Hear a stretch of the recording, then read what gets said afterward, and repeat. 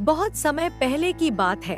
एक छोटे से गांव में दो लड़के रहते थे जिनका नाम राजू और अनिल था। वे बचपन से ही सबसे अच्छे दोस्त थे। राजू के माता पिता किसान थे जो गांव के खेतों में मेहनत करते थे, जबकि अनिल के माता पिता गांव के स्कूल में शिक्षक थे। दोनों परिवार साधारण जीवन जीते थे लेकिन बहुत खुश रहते थे। राजू और अनिल की दोस्ती पूरे गांव में प्रसिद्ध थी। वे साथ में पढ़ते, खेलते और नए नए स्थानों की खोज करते थे। गांव के चारों ओर घने जंगल थे जो हमेशा उनकी जिज्ञासा को बढ़ाते थे। एक दिन गांव के बाहर खेलते समय उन्हें एक पुरानी रहस्यमय दिखने वाली टोकरी मिली।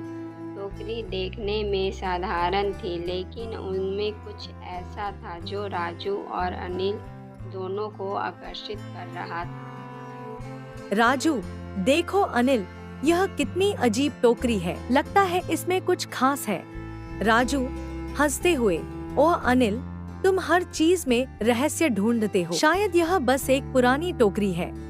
राजू, यह कोई साधारण टोकरी नहीं लगती। इसे देखते ही मुझे कुछ अजीब सा महसूस हो रहा है। लेकिन अनिल का मन मानने को तैयार नहीं था। उसे पता था कि इस टोकरी में कुछ खास बात है। उसने सावधानी से अपना हाथ उसके अंदर डाला और अचानक एक चमत्कार हुआ।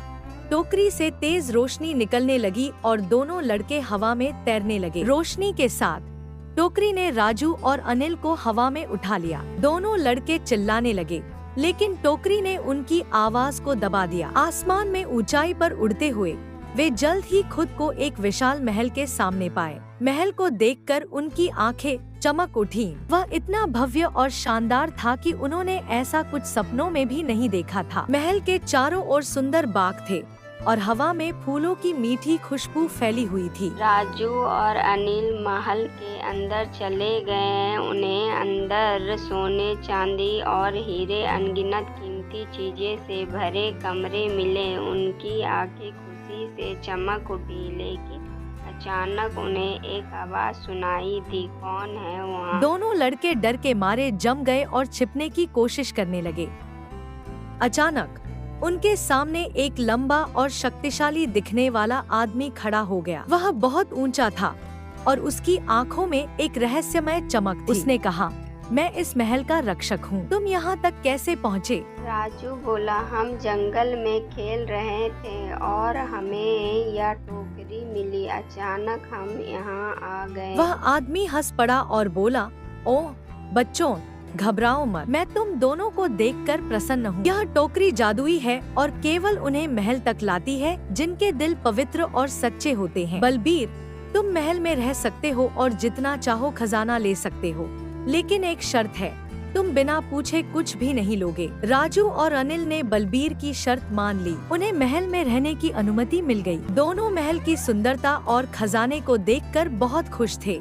दिन वे महल के अलग अलग कोनों की खोज करते और बलबीर से नई नई कहानियाँ सुनते। उसने सोचा कि इतने धन को देखकर कोई भी लालच में आ जाएगा। कुछ समय बाद खजाने की चमक राजू को लुभाने लगी, लेकिन लालच ने राजू के मन को जकड़ लिया था। एक रात जब सब सो रहे थे, राजू चोरी छिपे खजाने के कमरे में गया और बिना पूछे कुछ सोना और हीरे चुरा लिए। उसने सोचा कि कोई नहीं देख रहा है, लेकिन बलबीर ने सब देख लिया। अगली सुबह बलबीर ने राजू को अपने कक्ष में बुलाया। उसने कहा, मैंने देखा कि तुमने खजाने से बिना पूछे चीजें ली हैं। तुमने मेरी शर्त तोड़ी है और इसके लिए तुम्हें दंड मिलेगा। अनिल ने भी बलबीर से प्रार्थना की, बलबीर जी, कृपया राजू को माफ कर दे। वह मेरा सबसे अच्छा दोस्त है और उसने गलती की है, लेकिन उसका दिल बुरा नहीं है।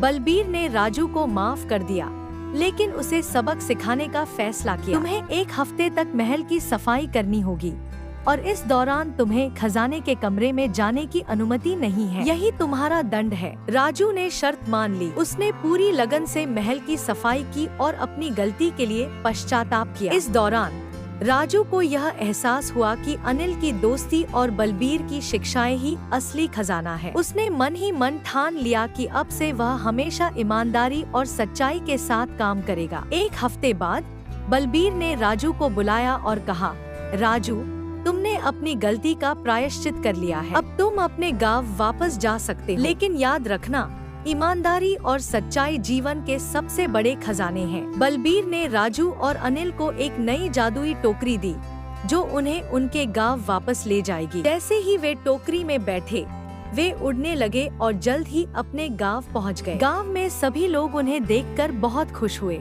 गांव लौटने के बाद राजू और अनिल ने सभी को अपनी कहानी सुनाई। उन्होंने बलबीर द्वारा दिए गए खजाने का एक हिस्सा गांव के जरूरतमंद लोगों में बांट दिया। राजू ने अपने माता पिता से माफी मांगी और उनसे वादा किया कि वह अब कभी लालच नहीं करेगा।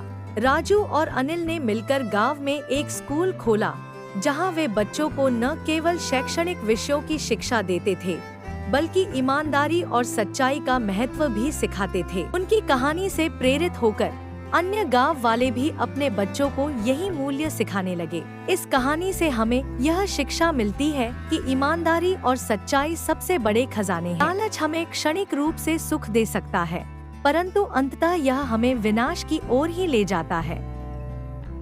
राजू और अनिल ने बलबीर से वादा किया कि वे समय समय पर महल की यात्रा करेंगे और उनकी देखभाल में मदद करेंगे। बलबीर ने उन्हें आशीर्वाद दिया और कहा, तुम दोनों सच्चे दोस्त हो और तुम्हारी दोस्ती गांव में एक मिसाल बनेगी। राजू ने सीखा कि एक पवित्र हृदय और सच्ची मित्रता दुनिया के सभी धन से अधिक मूल्यवान है।